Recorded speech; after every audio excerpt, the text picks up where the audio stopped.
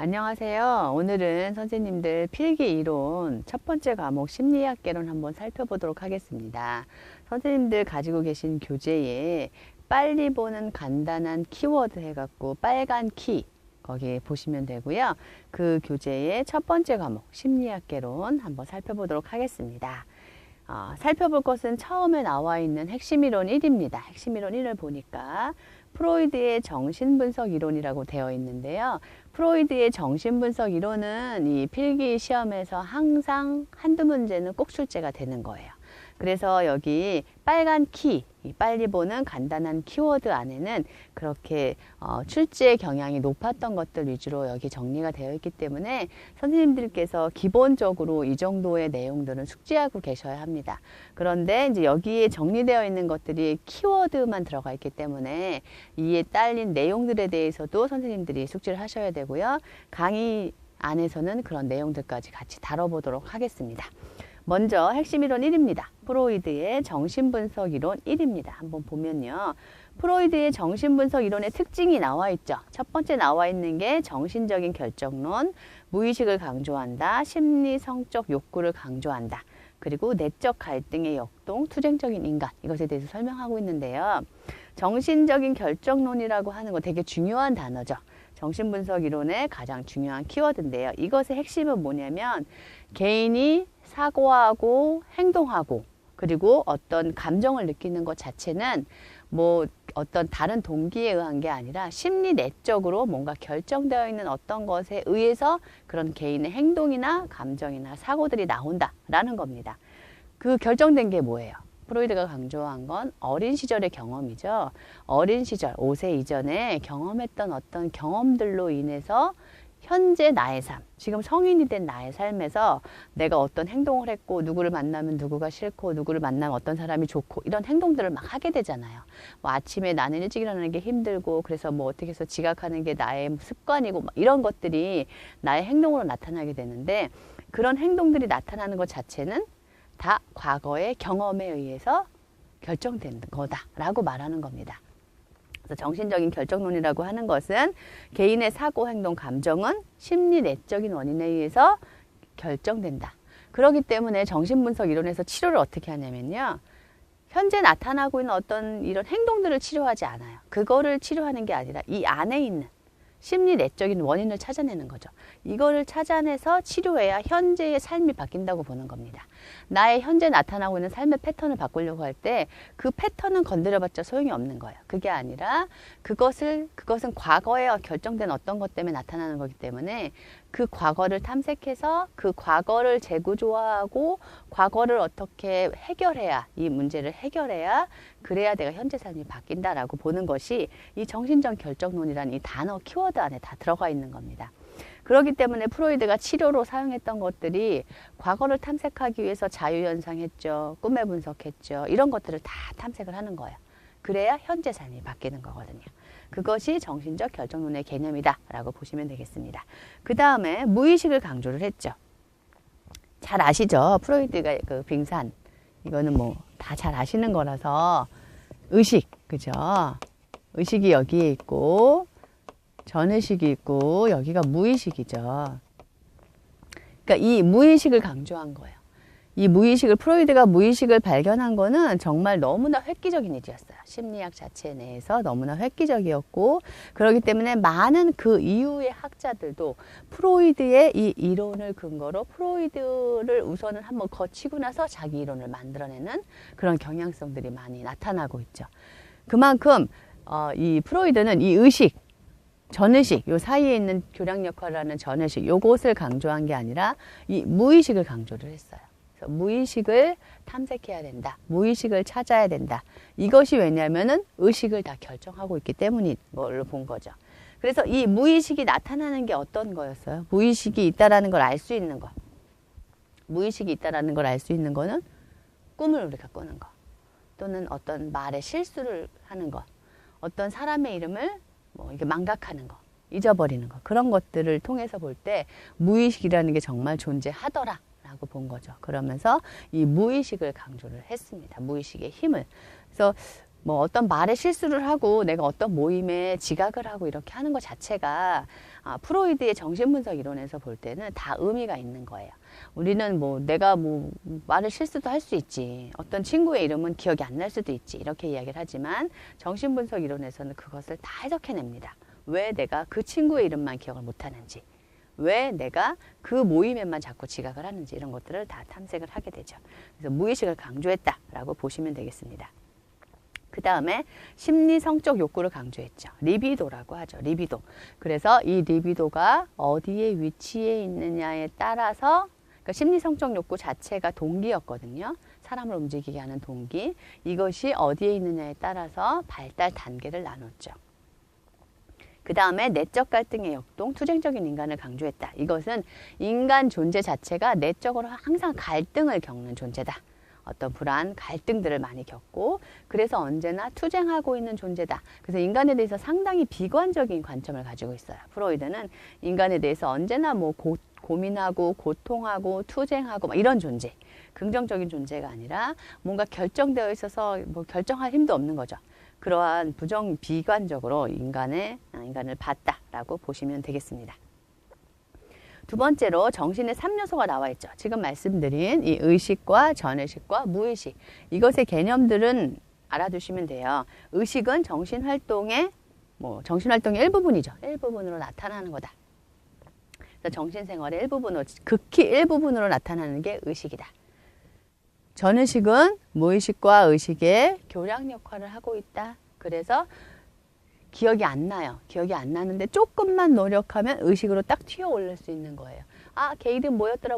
아, 맞아. 이러면서 찾아낼 수 있는 거. 이게 이제 전의식이죠. 조금만 노력하면 의식으로 나갈 수 있는 것. 그래서 조금만 노력하면 의식으로 가져올 수 있는 것. 교량 역할을 하는 게 전의식이다.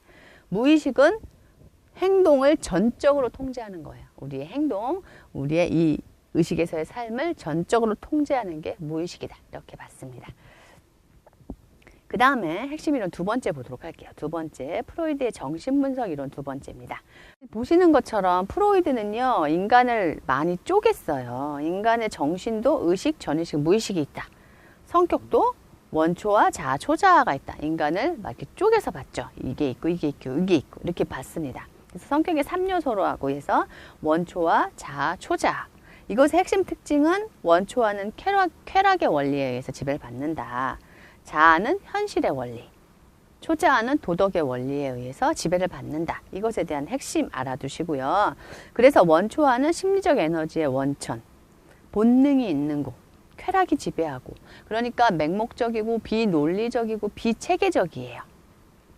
즉각적으로 만족을 추구해야 돼요. 그냥 원하는 게 있으면 바로 만족을 추구하고 평형 상태로 돌아오는 거예요. 그래서 원초와 같은 것에 얘는 뭐 식욕, 성욕, 배설욕 이런 거죠. 이런 게 이제 그 원초와의 주된 그 정서고요. 느끼는 것들이고요. 그래서 식욕, 배설욕, 성욕, 수면욕 이런 것들이 원초와에 속하는 겁니다. 이런 욕구들이 원초와에 해당이 되는 거죠.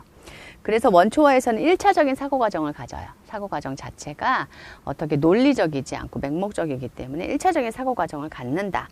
그래서 뭐 시간과도 무관해요. 예전에 아버지가 무서웠는데 현재 아버지랑 비슷한 사람이 나타나면 이 사람도 무서워요.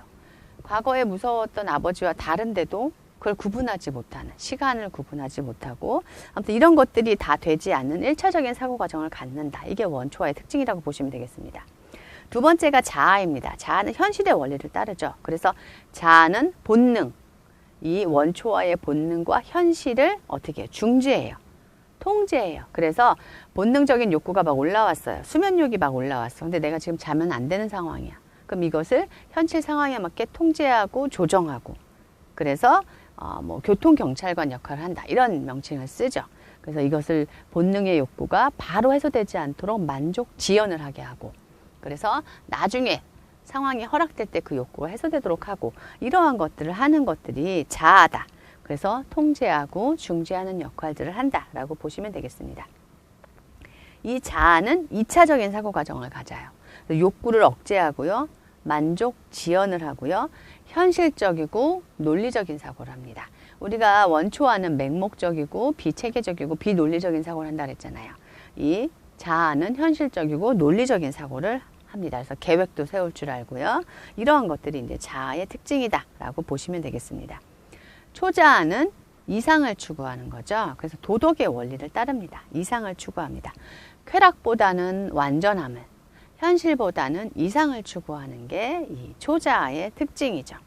그래서 도덕의 원리를 따라가기 때문에 현실이 아니라 이상을 나타내고 쾌락보다는 어떤 만족, 완벽함을 추구하는, 쾌락보다는 완벽함을 추구하며 나아간다라고 이 초자아의 특징들을 알아두시면 되겠습니다. 이 초자아는요, 발달을 하는 과정은 어떻게 발달을 하냐면 이제 부모님의 행동을 통해서 발달을 하죠. 그래서 이 초자아를 통해서 양심이 발달을 하게 됩니다. 양심. 그래서 부모에 의해서 내가 어떤 행동을 했는데 그것들이 많이 비난을 받았다라는 경험들이 쌓이면 그로 인해서 내가 그렇게 하면 안 되는 나의 어떤 이런 생각들이 생기게 되면서 어떤 양심이 발달하게 되는 거죠.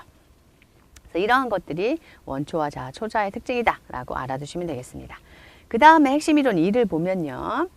프로이드의 인간 발달 단계가 나오고 있습니다. 프로이드의 인간 발달 단계는 아까 말씀드렸던 것처럼 인간이 발달을 하는데 보통 프로이드는 5단계로 발달 단계를 설명을 했잖아요. 그래서 인간이 발달을 하는데 발달하는 그 과정이 어떻게 진행이 되냐면 리비도가 어디에 있느냐.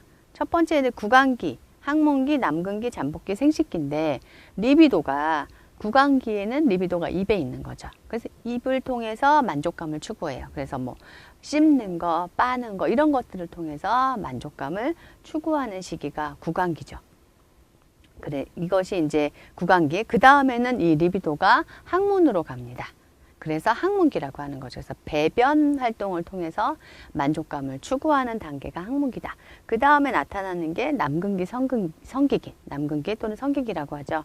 이때는 리비도가 성기로 가는 거죠. 그래서 이때는 아이들이 막 자기 성기를 가지고 놀기도 하고 이런 게 나타나는 시기가 이 시기입니다. 그래서 이때는 그 성기로 리비도가 가면서 그걸 통해서 이제 만족을 추구하는 단계다.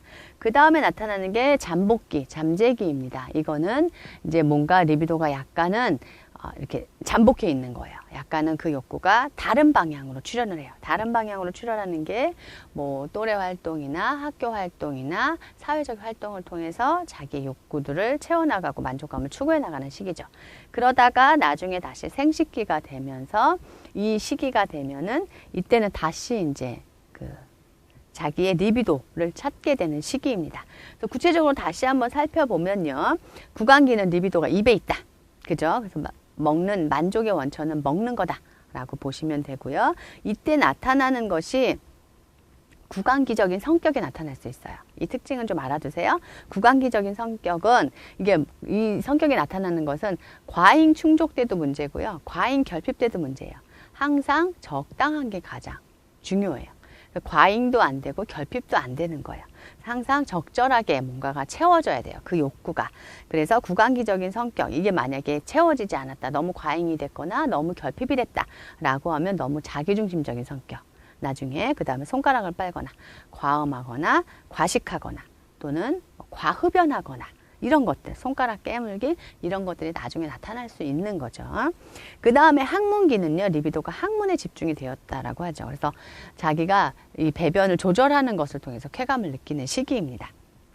그래서 이때는 항문을 보유하는 성격이 있고요, 항문 공격하는 성격이 있어요.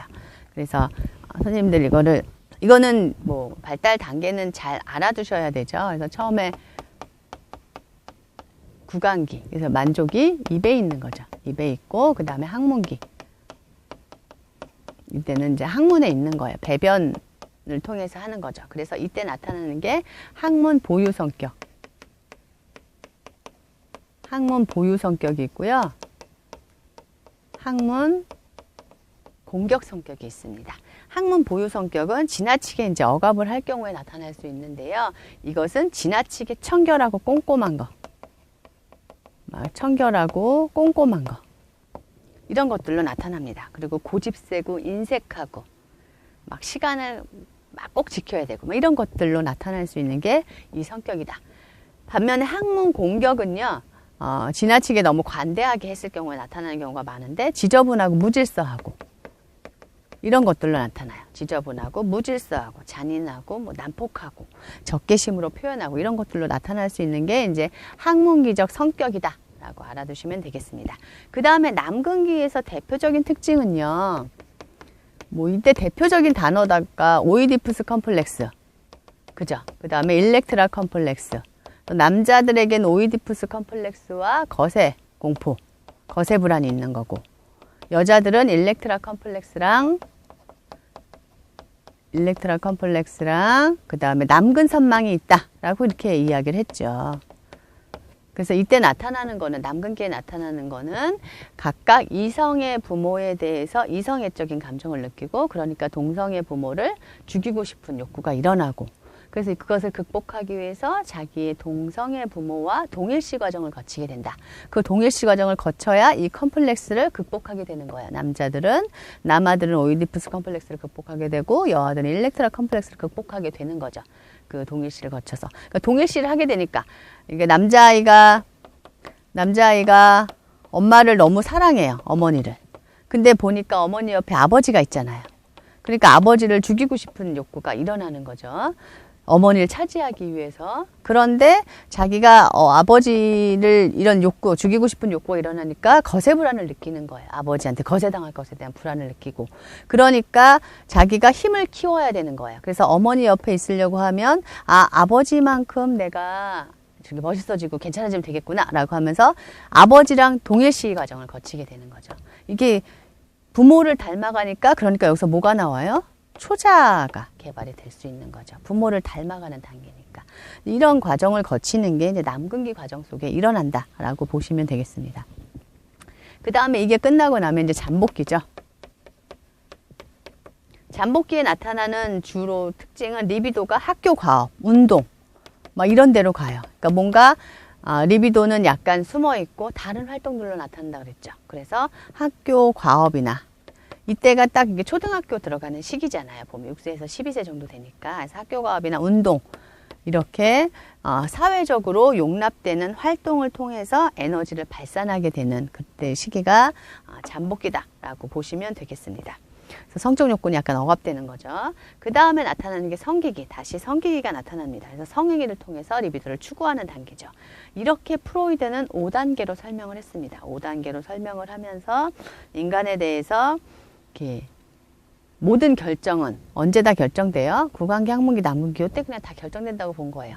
이때 결정된 것이 현재 나의 성격을 형성하고 현재 나의 삶의 어떤 행동을 결정한다고 본 거죠. 그게 이제 정신적인 결정론에 대한 개념이죠. 이렇게 여기 마지막에 들어가죠. 생식기까지 이렇게 해서 5단계. 이거는 순서와 특징 정도 꼭 알아두셔야 되는 겁니다. 그 다음에 이제 뭐 이야기한 것이 불안입니다. 불안. 그래서 현실 불안, 신경증적인 불안, 도덕적인 불안. 이 개념을 설명을 하고 있는데, 프로이드가 불안을 이야기한 건 인간이 불안을 느낀다는 거야. 불안을 느끼는데 이게 뭐야? 자아 안에 뭔가 균형이 깨질 것 같은, 내 성격 안에 어떤 균형이 깨질 것 같은 것 때문에 불안을 느끼게 되고, 이 불안을 느끼기 때문에 방어기제를 쓰게 되는 거거든요. 그렇게 해서 이제 방어기제들에 대한 설명을 나중에 이제 안나 프로이드가 많은 방어기제를 이야기를 했죠. 여기 나와 있는 불안에 대해서 선생님들이 알아두셔야 되는 건, 현실 불안은요, 그냥 현실 불안이에요. 앞에 무서운 어떤 사람이 막 나를 잡으러 와. 그럼 무섭잖아요. 그게 현실 불안이에요. 뭐 차가 나를 향해 달려와. 차가 막 오고 있어. 그럼 무섭죠. 이게 현실 불안입니다. 그러니까 그 불안의 대상이 없어지면 사라지는 게 현실 불안이죠. 두 번째 나타나는 신경증 불안은요, 자아와 본능. 그죠? 자아와 이드이죠. 본능에 의해서 작동되는 불안이 신경증 불안입니다. 이 불안도 잘 알아두셔야 돼요. 현실 불안이 있고, 그 다음에 신경증 불안이 있고요. 그 다음에 도덕 불안이 있습니다. 그래서 현실 불안은 현실적인 문제로 나타나는 불안이다. 이거는 자아와 이드. 원초화죠. 자아와 원초화 간에 나타나는 불안이 이 불안이다. 도덕 불안은 이 이드와 원초화와 초자아 간에 나타나는 불안이 도덕 불안이다. 요 개념 정도 알아두시면 되겠습니다. 그러니까 자아가 이드를 잘 조절해야 되는데 이게 막 나오려고 하는 거예요. 이 원초화가 막 욕구가 막 나오려고 하니까 불안을 느끼는 거죠. 도덕 불안은 이 둘 사이의 관계에서 나타나는 불안이다 라고 알아두시면 되겠습니다. 그 다음에 핵심 이론 3에 있는 이제 에릭슨의 심리사회 이론 한번 살펴보도록 할게요. 이 특징 한번 볼게요. 에릭슨의 심리사회 이론은 어떻게 시험에 보통 나오냐면요. 프로이드 이론과 비교해서 시험에 나옵니다. 그래서 프로이드 이론과 비교해서 어떤 게 다르고 어떤 게 같은지 이렇게 시험에 보통 나오죠. 첫 번째 보면 인간의 전생애에 걸친 발달과 변화를 강조했다. 에릭슨은 8단계 이야기했죠. 그래서 전생애를 통해서 인간의 성격이 발달한다 라고 이야기를 한 반면에 프로이드는 딱 생식기까지 12세 청소년기까지밖에 이야기를 안 했어요. 그러니까 다른 거죠. 그래서 에릭슨은 전생애를 통해서 발달을 강조했다. 전생애 발달 이론을 펼쳤다. 그 다음에 인간을 합리적인 존재이자 창조적인 존재로 보았다. 프로이드는 계속 비관적으로 봤다 그랬죠. 반면에 에릭슨은 인간을 합리적이고 창조적인 존재로 봤습니다. 세 번째 점을 보시면 인간의 행동이 자아에 의해서 동교화된다라고 하면서 자아를 강조했어요. 프로이드는 인간이 리비도를 통해서 동교화된다라고 이야기를 했잖아요. 아니라 인간은 자아에 의해서 동교화된다라고 본 거죠. 점 네 번째, 인간의 행동이 개인의 심리적 요인과 사회문화적 역량의 상호작용에 의해서 형성된다라고 보았습니다. 인간의 행동이 형성되는 게 보세요. 에릭슨은 심리사회 이론이에요. 심리와 사회가 같이 어떤 상호작용을 한다는 거예요. 이 이론에서 표현하고 있듯이 심리적인 요인도 있지만 사회적인 요인도 있어서 두 개가 같이 상호작용한다. 그래서 에릭슨의 이론을 심리사회 이론이라고 하는 겁니다. 프로이드의 이론은 심리성적 이론이라고 하죠. 심리성적 이론이라고. 그 다음 거 보시면 기존의 정신분석적 방법과 달리 인간에 대해서 정상적인 측면으로 접근했다라는 거, 그리고 창조성과 자아 정체감 확립을 강조했고 문화적 역사적 요인과 성격 구조의 관련성을 중요시했다라는 걸 알아두시면 되겠습니다. 그 다음에요. 에릭슨의 심리사회 이론의 주요 개념을 한번 보면요. 자아 정체감, 점성원리, 위기라는 개념을 썼습니다. 자아라고 하는 것 강조 많이 했죠. 자아는 성격의 자율적인 구조다. 그래서 원초화로부터 분화된 것이 아니라 그 자체로 형성되어 있는 것이 자아이다. 그래서 자아는 독립적인 기능을 한다라고 보는 거예요. 전체적으로 본 거죠.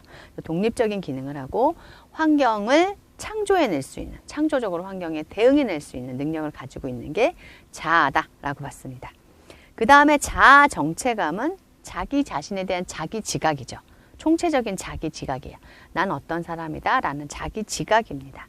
그래서 이 자아 정체감을 에릭슨은 강조를 많이 했죠. 그래서 에릭슨의 그 발달 단계에서 보면은 청소년기에 자아 정체감을 형성해야 한다라는 걸 강조를 많이 했습니다. 에릭슨 이론에서 강조를 하고 있는 거죠. 자아 정체감은 시간적으로도 어제의 나와 오늘의 나와 내일의 나가 같은 거예요. 시간적으로도 동일하고 자기가 계속 나 자체로 내가 있는 거, 어제와 오늘과 내일이 어떤 상황에 있어도 뭐 가정에 있어도 학교에 있어도 어디에 있어도 그게 나다. 이런 연속적인 나에 대한 지속적인 자기 지각을 이야기하는 겁니다. 점성 원리 보도록 할게요. 점성 원리라고 하는 것은요. 발달이 이루어질 때 이 에릭슨이 8단계로 발달을 이야기했는데 점성 원리라고 하는 것은 어떤 단계의 발달이 이루어지기 위해서는 그 전 단계에 어떠한 영향을 받는다라는 거예요. 그러니까 전 단계의 기초 위에서 다음 단계가 발달한다 라고 보시면 되는 겁니다. 그래서 각 발달 단계는 전 단계의 이전 단계의 발달 단계에 영향을 받으면서 발달해 간다. 그러니까 이전 단계에서 발달이 잘 이루어지지 않으면 이번 단계에서도 발달을 하는 데 있어서 어려움을 경험하게 되겠죠. 이런 것들을 설명하고 있는 게 점성 원리입니다. 그 다음에 위기라는 개념을 설명했죠. 에릭슨이 인간 발달 단계마다 사회에서 개인에게 심리적인 요구를 해요. 이게 위기예요. 그러니까 각 단계마다 사회에서 각 개인에게 요구하는 게 있어요. 이 요구하는 것 자체가 위기예요. 이거를 잘 극복하면 되는 겁니다. 이것을 극복해 나가야 되는 게 과제인 거죠. 그래서 핵심 이론 4에 보면 에릭슨의 성격 발달 단계, 이 단계 쭉 보시면요. 유아기는 기본적인, 이거는 뭐 단계 외우셔야죠. 유아기, 초기 아동기, 학년 전기, 학령기, 청소년기, 성인 초기, 성인기, 노년기. 연령을 보면요. 학령기는 한 18개월, 아니야. 유아기는 한 18개월까지예요. 태어나서 18개월 정도까지가 유아기. 그 다음에 초기 아동기는 18개월부터 한 3세 정도. 이게 이제 교재마다 약간씩 다르게 나와 있는데 거의 이 연령대다라고 보시면 돼요. 그 다음에 학령정기는 3세에서 5세, 학령기는 5세에서 12세, 청소년기는 12세에서 20세 정도, 성인 초기는 20세에서 24세, 성인기는 24세에서 65세, 노년기는 65세 이후입니다. 그래서 이 유아기에 해당되는 게 언제예요? 그 프로이드의 이야기하면 구강기죠. 구강기가 이 시기에 해당이 돼요. 선생님들이 요거까지도 연결을 하셔야 돼요. 그래서 유아기에 해당되는 게 프로이드에 의해서는 구강기다. 그 다음에 초기 아동기에 해당되는 것은 지금 학문기죠. 학문기가 들어가는 거죠. 학년 정기에 들어가는 게 남근기다 라고 보시면 됩니다. 그리고 학령기에 들어가는 게 잠복기죠. 청소년기에 들어가는 게 그 성기기다 라고 이렇게 이제 요 5단계까지는 그렇게 프로이드와 연결해서 기억하시고요. 그리고 또 하나는 각 단계마다 성취됐을 때 갖게 되는 것과 그것이 성취되지 않을 때 갖게 되는 것. 그래서 유아기는 신뢰감 대 불신감, 초기 아동기는 자율성 대 수치심, 학령 정기는 주도성 대 죄의식, 학령기는 근면성 대 열등감. 학령기가 우리가 그 학교 다니는, 초등학교 다니는 시기의 연령이잖아요. 거의 보면은. 그러니까 이때는 초등학교에 정해진 시간에 딱 가잖아요. 뭐 9시, 요즘은 9시 뭐 또는 뭐 8시 반 또는 뭐 8시 뭐 이렇게 학교마다 다른데 그 시간에 맞춰서 학교를 가야 돼요. 그래서 그렇게 학교를 가고 학교 끝나면 또 집에 오고 이런 과정들을 통해서 근면성을 이제 성취할 수 있겠죠. 또 학교 과업을 완수해 가면서. 그래서 학령기에 근면성. 근데 그것이 안 될 땐 열등감을 갖게 되는 겁니다. 청소년기에는 에릭슨이 강조했던 자아 정체감과 정체감 혼란. 성인 초기가 되면은 이제 누군가 이성과 친밀한 관계를 형성할 수 있는 능력을 가져야 돼요. 그래서 이때의 발달 과제는 친밀감입니다. 친밀감. 이것이 안 되면 고립되는 거죠. 성인기가 되면은 생산성 대 침체예요. 그러니까 뭔가 성인기가 되면은 자기가 어떤 사회적으로 어떤 뭔가를 해낼 수 있는 생산적인 인간으로 자기가 서 있어야 되는 거거든요. 그런 개념에서 생산성 대 침체. 노년기가 되면 자아를 통합해야 되죠. 통합이 안 되면 절망이 되죠. 그래서 요 에릭슨의 성격 발달 단계는요, 요 각 단계에 취득해야 되는 것과 그러지 않을 때 나타나는 그런 것들에 대해서, 그런 병리에 대해서 그 시험에서 이렇게 좀 나오죠. 찾아내는 것들이 나오죠. 그렇게 요 핵심 이론 4는 기억해 두시면 되겠습니다. 그 다음에 핵심 이론 5에 아들러의 개인 심리 이론 한번 보도록 할게요. 아들러는 개인 심리 이론이라고 했어요. 그러니까 아들러는요, 한 개인에 대해서 전체적으로 보았어요. 왜 프로이드는 개인을 막 쪼갰다 그랬잖아요. 원초와 자아, 초자, 뭐 의식, 전의식, 무의식 막 이렇게 쪼갰어요. 인간에 대해서. 근데 아들러는 개인 자체가 전체다. 전체성을 가지고 있다. 한 개인 자체가 전체적인 존재다. 라고 해서 개인 심리 이론이라고 이야기가 된 겁니다. 그래서 아들러의 개인 심리 이론 특징을 보면 무의식이 아니라 의식을 성격의 중심으로 보았다. 인간을 전체적 통합적으로 보았다. 그렇죠. 생애 초기의 경험이 성인의 삶을 좌우한다. 라고 이야기를 했고요. 인간은 창조적이고 책임감 있는 존재다. 성적 동기보다는 사회적 동기를 강조를 했습니다. 그리고 인간은 목적적이다. 목표 지향적이다. 이런 이야기도 했어요. 그리고 열등감 이야기도 했잖아요. 아들러가. 열등감 자체, 그리고 열등감에 따른 어떤 보상, 이것들이 인간의 발달의 동기가 된다라고 이렇게 보았죠. 그래서 아들러의 개인 심리론의 주요 개념을 보면은 열등감과 보상, 우월성 추구, 사회적 관심, 생활 양식, 창조적 자기, 가상적 목표, 이런 개념들을 주요 개념으로 보았습니다. 열등감은 인간이 보편적으로 갖는 거죠. 보편적으로 갖고 있는 어떤 특징인데, 열등감 자체가 문제가 된 것이 아니라 열등감에 대해서 어떻게 대처하느냐가 병리로 가느냐 안 가느냐를 결정한다고 보았죠. 열등감 자체를 병리로 보진 않았습니다. 그 다음에 우월성을 추구하는 존재다. 인간은 우월해지고 싶어하는 그런 욕구가 있어서요. 우월성을 추구하는 존재로 보았고, 사회적 관심, 그러니까 개인적 관심이 사회적 관심으로 나아가야 한다고 보았어요. 그래서 사회적 관심의 정도가 어느 정도냐에 따라서 인간이 건강하냐, 건강하지 않냐. 사회적 관심이 많은 사람이 건강한 거죠. 그렇게 보았고요. 그 다음에 생활 양식, 인간에 대해서 전체적으로 지배하는 어떤 생활 양식이 있는데, 그것은 지배형, 획득형, 회피형, 사회적으로 유용한 형이 있다. 사회적으로 유용한 형이 사회적 관심도 높고 에너지 활동량도 높아요. 그래서 생활 양식은 사회적 관심이 어느 정도인지, 또 에너지 양은 어느 정도인지, 그것에 따라서 지금 지배형, 획득적, 회피형, 사회적 유용형으로 나눈 거죠. 그러니까 사회적 관심도 높고 에너지 양, 활동량도 높은 게 사회적 유용형이죠. 지배형 같은 경우에는 에너지는 높지만 사회적 관심은 상당히 낮은 거죠. 그런 특징들을 보여주는 거다라고 보시면 되겠습니다. 또한 인간을 창조적인 자기로 보았고, 그 다음에 가상적인 목표를 지향하는 존재로 보았습니다. 그 다음 넘어가셔서 우리가 융의 분석 심리학 한번 보도록 하겠습니다.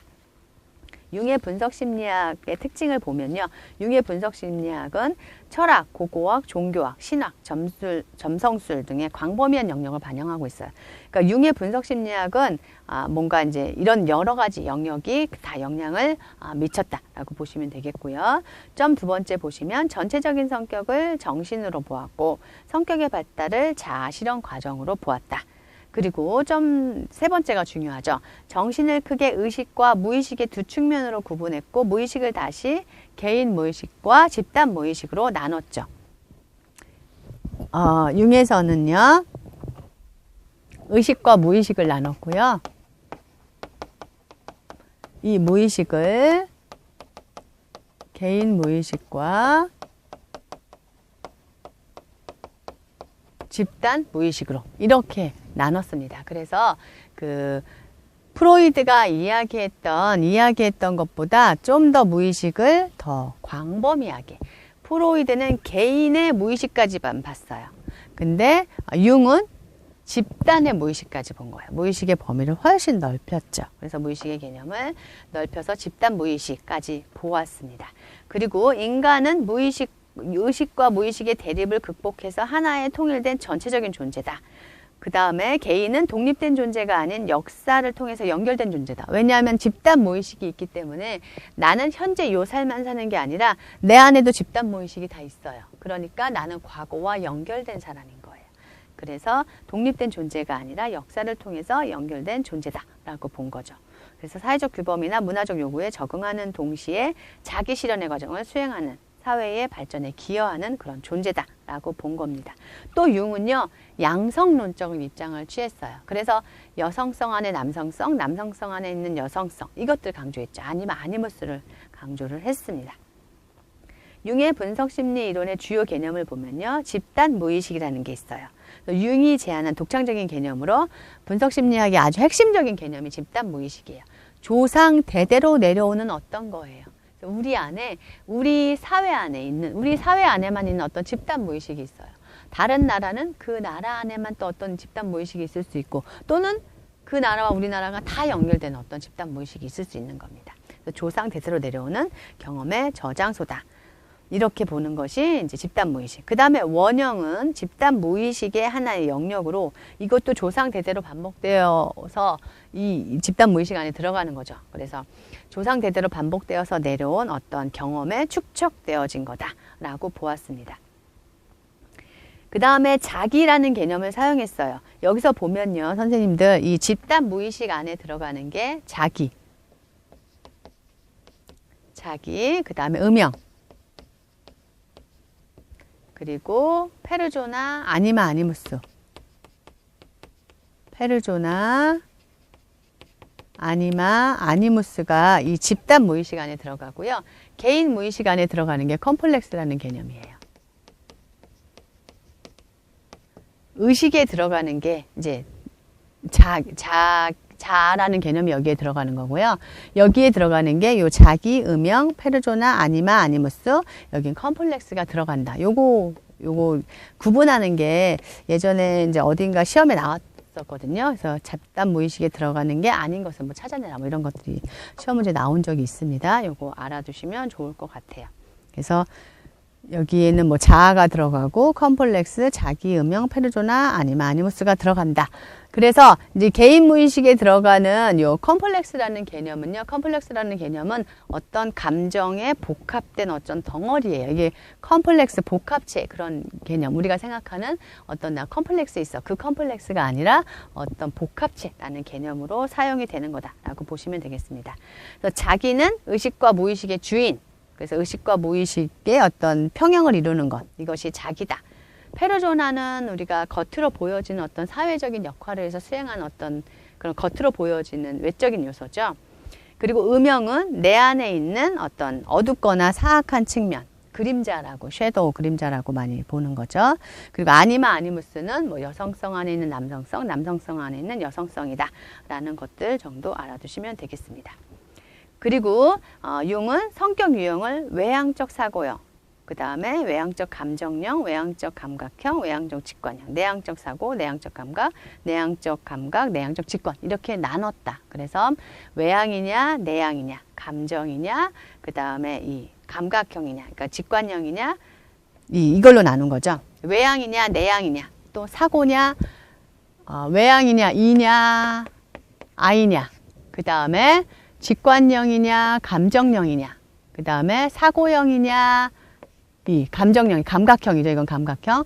외향형이냐, 내향형이냐, 직관형이냐, 감각형이냐, 사고형이냐, 감정형이냐 이렇게 해서 나눠서 요걸 가지고 이 외향적 사고형, 외향적 감정형, 외향적 감각형, 직관형, 내향적 이렇게 해서 성격 유형을 나눴다. 그래서 이게 나중에 어떻게 돼요? 여기에다 플러스 나중에 뭐 인식형이냐, 판단형이냐까지 들어가서 나중에 MBTI로 발전을 하게 되는 거죠. 요거는 나중에 이제 MBTI를 만든 학자들이 여기다 더 넣은 거고, 요렇게 해서 MBTI로 발전하는 성격 유형을 융이 이야기했다라고 알아두시면 되겠습니다. 저희가 이것과 관련된 문제를 잠깐 풀어보도록 할게요. 문제 유형이 어떻게 나오냐, 그걸 잠깐 보도록 하겠습니다. 첫 번째 보세요. 프로이드가 설명한 인간의 세 가지 성격 요소 중에 현실 원리, 그죠? 현실 원리. 자아죠. 자아가 현실 원리를 따르고 있죠. 이것에 대해서 이야기를 하고 있습니다. 여기 초자아는 뭐예요? 초자아는 도덕의 원리, 원초아는 쾌락의 원리 따르게 되는 거죠. 그 다음에 에릭슨의 인간 발달 단계에서 노년기 뭐예요? 통합감 대 절망감. 통합감을 가지 못하면, 자아 통합을 하지 못하면 절망감을 갖게 된다. 이렇게 되는 거. 이건 유아기, 제일 초반에 나타나는 거죠. 이건 성인기에 나타나는 거고, 정체감은 청소년기에 나타나는 거다. 이런 거 특징, 이렇게 이제 나온다라고 알아두시면 되겠습니다. 그 다음에 아들러가 인간의 성격을 설명하면서 강조한 게 아닌 것. 그러니까 아들러가 강조한 주요 개념이 아닌 것을 찾는 거예요. 그래서 열등감 강조했죠. 열등감을 통해서 보상을 하게 되니까. 그다음에 우월성을 추구하고 힘에 대한 의지를 갖는다라고 강조를 했습니다. 신경증 욕구는 호나이라는 학자가 이야기를 한 겁니다. 그 다음 프로이드가 제시한 성격 구조 중 원초아는 뭐예요? 쾌락의 원리를 따랐죠. 원초아는. 그래서 욕구 지연의 원리는 자아가 보통 욕구 지연을 하고, 양심은 초자아가 많이 하고, 현실의 원리도 누가 많이 써요? 자아가 많이 쓰는 거죠. 정신분석적 관점에서 성이나 공격성의 욕구가 갑작스럽게 느껴질 때, 성이나 공격성 욕구는 무슨 욕구예요? 이드죠. 이제 본능의 욕구가 나타나는 거예요. 그래서 원초아의 욕구가 나타나는 거예요. 욕구가 갑작스럽게 느껴질 때 불안이 나타나요. 그러니까 뭐예요? 뭐랑 뭐의 갈등이에요? 원초아랑 자아의 갈등이죠. 그러니까 신경증적 불안이 나타난다. 이렇게 선생님들이 문제를 푸시면 되겠습니다. 네, 이렇게 해서 이번에 첫 번째, 우리가 심리학개론 첫 번째 강의를 마치도록 하겠습니다. 수고하셨습니다.